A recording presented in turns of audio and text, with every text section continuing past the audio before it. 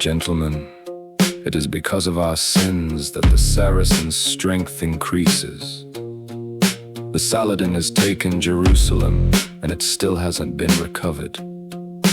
Then the king of Morocco makes it known that he'll fight all Christian kings together with his wicked Andalusian and Arabs armed against the faith in Christ.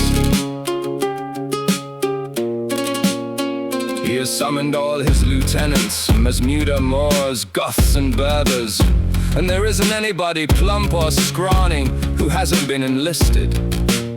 Rather, the rain hasn't ever been thicker than they are, passing and covering the plains. These cadaverous thousands he drives to pasture like a herd, and not a blade of grass or a root is left there. Those he has chosen have so much pride that they think the world bows to them. Moroccans mirabitran pause in heaps amidst the meadows, and they mouth among themselves, Franks make place, ours are Provenza and the compact de Tolosa, and all the territory up to Puy. Never such fierce bragging was heard from these treacherous, faithless, despicable curs.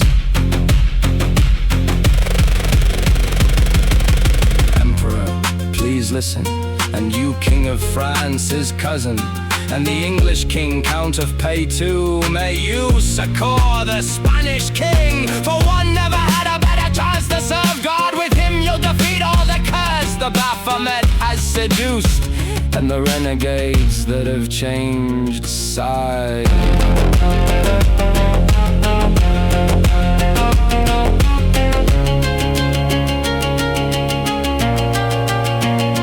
Jesus Christ, who preached to us so that our end would be good, shows us what the straight path is, for through penitence the sin that descends from Adam is forgiven, and he wants to make us certain and assured. If we believe him, he'll place us among the chosen, and he'll be our guide against the treacherous, wretched felons.